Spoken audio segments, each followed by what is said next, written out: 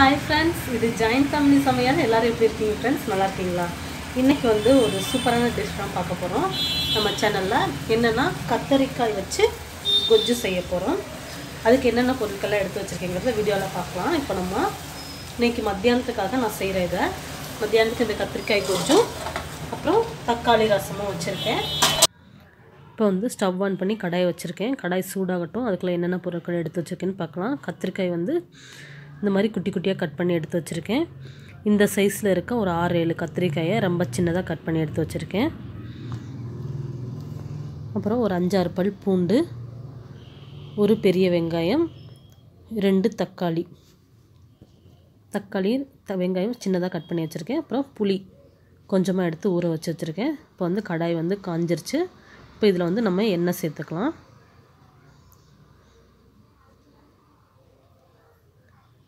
கொஞ்சமாக எண்ணெய் சேர்த்து எண்ணெய் வந்து நல்லா சூடாகட்டும். எண்ணெய் சூடானதும் இதில் வந்து நம்ம ஒரு 1/4 டேபிள் ஸ்பூன் அளவுக்கு சீரகம் சேர்த்துக்கலாம். அப்புறம் ஒரு 1/2 டேபிள் ஸ்பூன் அளவுக்கு கடுகு உளுந்து பருப்பு, அப்புறம் 1/2 டேபிள் ஸ்பூன் அளவுக்கு கடலைப்பருப்பு. இது மூணும் நல்லா பொரிஞ்சு வரட்டும். பொரிஞ்சு வந்ததும் 2 வரமிளகாயை கிள்ளிட்டு சேர்த்துக்கலாம். அப்புறம் ஒரு கொத்து கருவேப்பிலை அதையும் சேர்த்துக்கலாம். இது கூட சேர்த்து நல்லா மிக்ஸ் பண்ணி விடலாம். வரமிளகா வந்து நல்லா கலர் சேஞ்ச் ஆகி வரட்டும். வரமிளகா இந்த அளவுக்கு கலர் சேஞ்ச் ஆகி வந்ததும் நம்ம இது கூட வந்து பூண்டு சேர்த்துக்கலாம். நம்ம சின்னதாக கட் பண்ணி வச்சுக்கலாம். அந்த பூண்டை இது கூட சேர்த்துடலாம். பூண்டு வந்து நம்ம தட்டிட்டு கூட சேர்த்துக்கலாம். எப்படி வேணாலும் சேர்க்கலாம். பூண்டையும் நல்லா வதக்கி விட்டுருங்க. பூண்டு வந்து இந்த அளவுக்கு வதங்கி வந்திருக்கணும். இப்போ இது கூட வந்து நம்ம பெருங்காயம் சேர்த்துக்கலாம். பெருங்காயம் வந்து ஒரு 1/4 டேபிள் ஸ்பூன்லேருந்து 1/2 டேபிள் ஸ்பூன் அளவுக்கு சேர்த்துக்கலாம். சேர்த்து பெருங்காயத்தையும் நல்லா எண்ணெயில் மிக்ஸ் பண்ணி விட்டுடலாம். அப்போ தான் வாசனை நல்லாயிருக்கும்.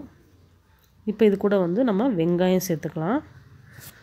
ஒரு பெரிய வெங்காயத்தை சின்னதாக கட் பண்ணி வச்சுருந்தேன் இல்லையா, அதை வந்து இது கூட சேர்த்துக்க போகிறேன்.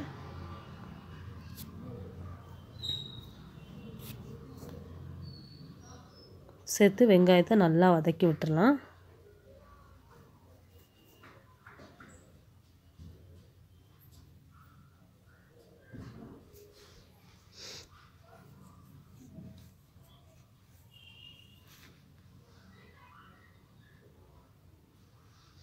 வெங்காயம் நல்லா இந்த அளவுக்கு வதங்கி வரணும்.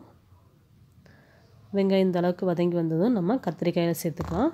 கத்திரிக்காய்களை 2 தடவை அலசிட்டு எடுத்து வச்சுருக்கேன். தண்ணி இல்லாமல் இந்த மாதிரி நீ எடுத்துகிட்டு சேர்த்துக்கணும். கத்திரிக்காயை கொஞ்சம் கூட தண்ணி இல்லாமல் நல்லா இறுக்கி பிழிஞ்சிட்டு சேர்த்துக்கலாம்.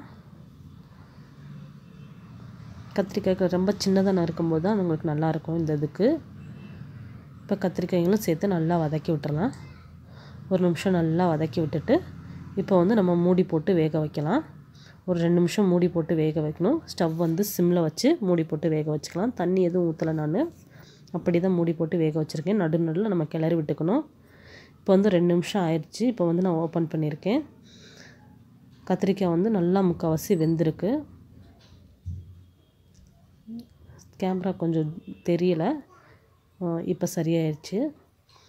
பாருங்கள், உங்களுக்கே தெரியும் கத்திரிக்காய் எந்த அளவுக்கு வெந்திருக்குன்னு.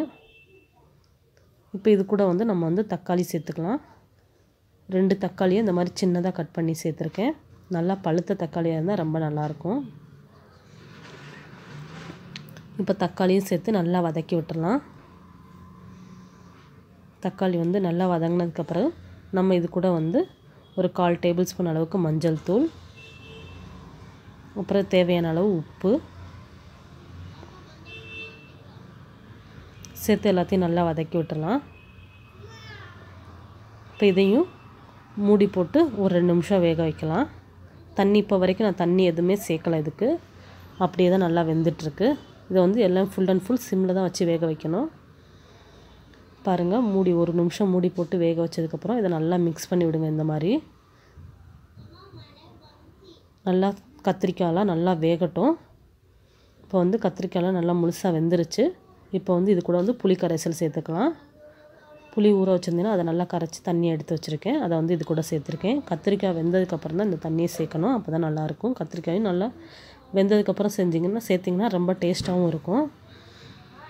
காரத்துக்கு வந்து தனி மிளகாய் தூள் சேர்த்துருக்கேன்,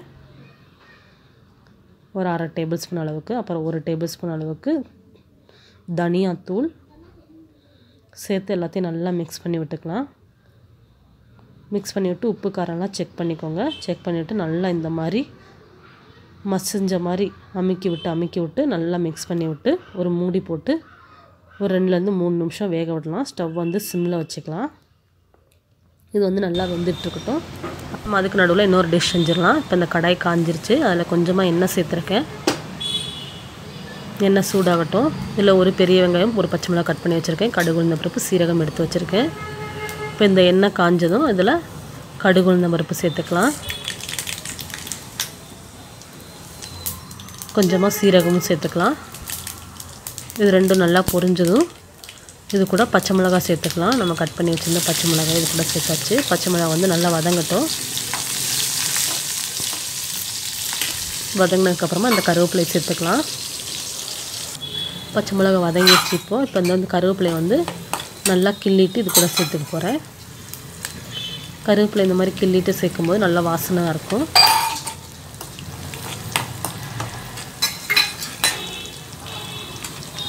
இப்போ இது கூட வந்து நம்ம வெங்காயத்தை சேர்த்துக்கலாம்.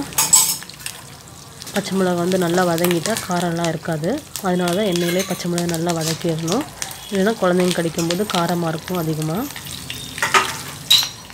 இப்போ இந்த வெங்காயத்தை இது கூட சேர்த்துடலாம். சேர்த்து வெங்காயத்தை நல்லா வதக்கி விட்டுடலாம். இந்த வெங்காயம் வதங்குறதுக்கு கொஞ்சமாக உப்பு சேர்த்துக்கலாம். உப்பு சேர்த்து நல்லா வதக்கி விட்டுடலாம். வெங்காயம் வந்து இந்த அளவுக்கு நல்லா வதக்கி எடுத்துக்கலாம். இப்போ வந்து இந்த வெங்காயம் இருக்க ஸ்டவ்வை வந்து ஆஃப் பண்ணிடலாம். வெங்காயம் இந்த அளவுக்கு வதங்கினா போதும்.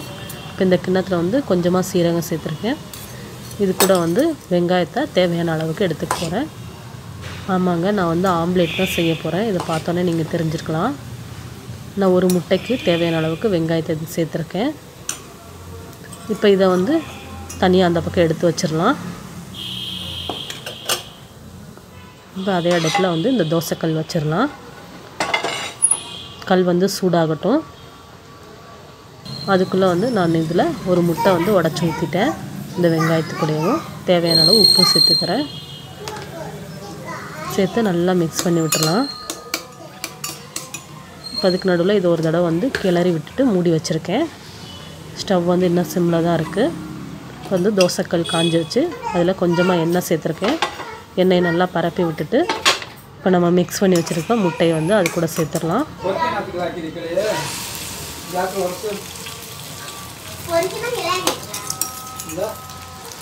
சேர்த்து ஒரு தடவை இந்த மாதிரி நல்லா பரப்பி விடுங்க. லைட்டாக பரப்பி விட்டால் போதும். இப்போ வந்து முட்டை ஒரு பக்கம் வெந்துருச்சு, இன்னொரு பக்கம் திருப்பி போட்டிருக்கேன். இப்போ இதுவும் இன்னும் வெந்துட்டு தான் இருக்குது. நடுவில் ஒரு தடவை இன்னொரு தடவை கிளறி விட்டேன். இப்போ வந்து முட்டையும் வெந்துருச்சு. நம்ம கிண்ணத்தில் எடுத்து வச்சிடலாம். இப்போ இது வந்து நல்லா வெந்துருச்சு. இப்போ இதை வந்து சூடான சாதத்தோடு சாப்பிடும்போது ரொம்ப சூப்பராக இருக்கும். நான் சூடான சாதத்தோட பாப்பாவுக்கு கொடுக்க போகிறேன்.